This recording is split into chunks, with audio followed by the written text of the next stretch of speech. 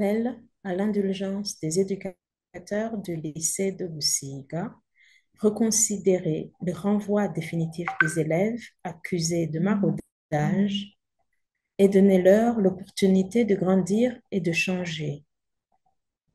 En ce moment où le monde vient de clore la campagne des 16 jours d'activisme contre les violences basées sur le genre, les responsables ont décidé de renvoyer de l'école 7 jeunes filles accusées de maraudage et leur interdisant toute admission dans une autre école pour l'année scolaire en cours.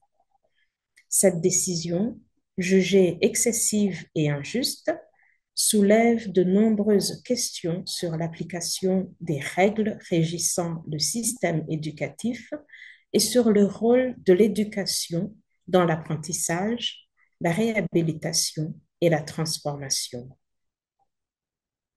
Selon le règlement scolaire, le maraudage désigne le vol de fruits ou de légumes dans les champs de l'établissement.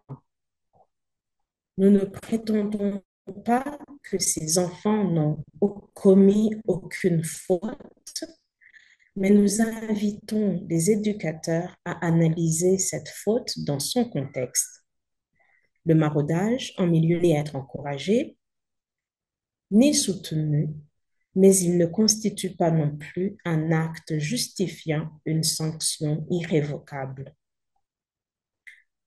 Dans le cas des élèves du lycée de Busiga, le mouvement Inamahoro, femmes et filles pour la paix et la sécurité, se joint à toutes les voix qui estiment que l'interprétation de la situation a été poussée à l'extrême.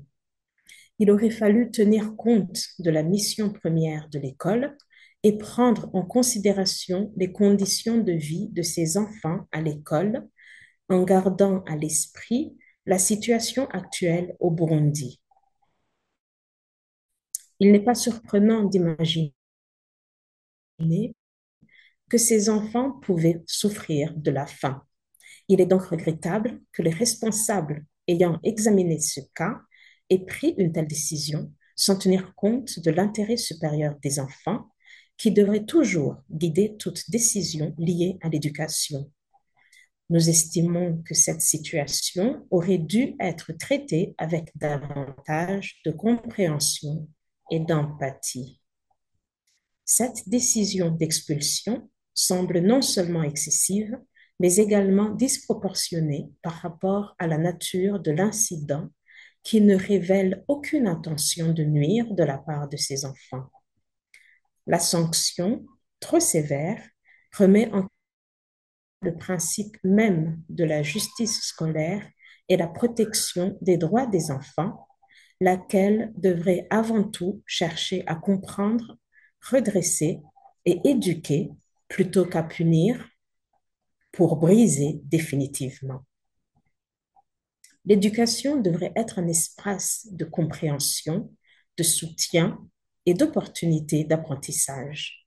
Chaque élève doit avoir la possibilité de changer, de s'ajuster et de se réintégrer dans sa communauté éducative après avoir pris conscience de ses erreurs et manifesté sa volonté de s'amender. Malheureusement, bien qu'elles aient reconnu leurs fautes et demandé pardon, ces jeunes filles ont été exclues sans la moindre indulgence. Une telle décision qui ne prend ni les circonstances ni les intentions en considération compromet non seulement leur avenir, mais risque également de laisser une empreinte indélébile sur la perception de la justice et de l'éducation chez les enfants témoins de cette dérive. En tant que défenseur des droits des filles et des femmes, le mouvement Inamahoro saisit cette occasion pour exprimer toute sa solidarité envers ses élèves injustement sanctionnés.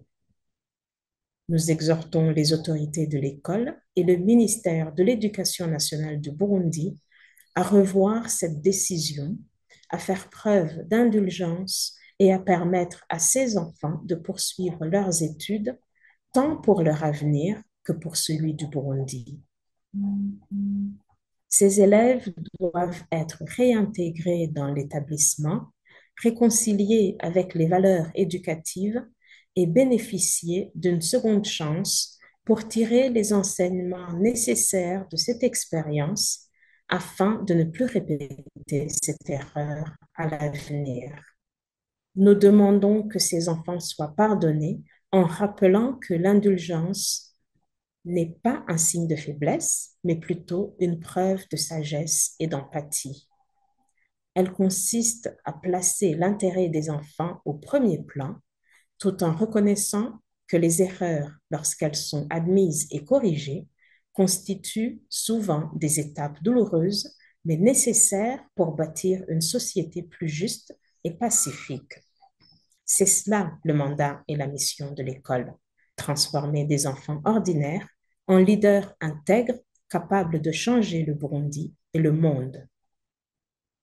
Les autorités concernées ont aujourd'hui une occasion unique de démontrer que la justice scolaire peut être à la fois équitable et humaine.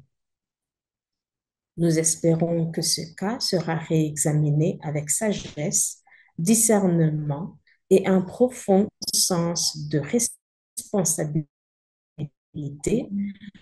afin de permettre à ces suivre leur éducation dans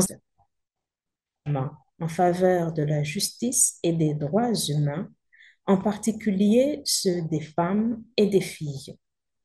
Il rappelle que la paix pour tous et le développement durable ne deviendront une réalité que lorsque le droit des filles à l'éducation, entre autres, sera pleinement reconnu et adopté comme l'un des piliers essentiels. Il est donc urgent d'agir, réviser cette décision, pardonner la faute et rétablir l'équité en offrant à ces jeunes filles l'opportunité de réaliser leur potentiel.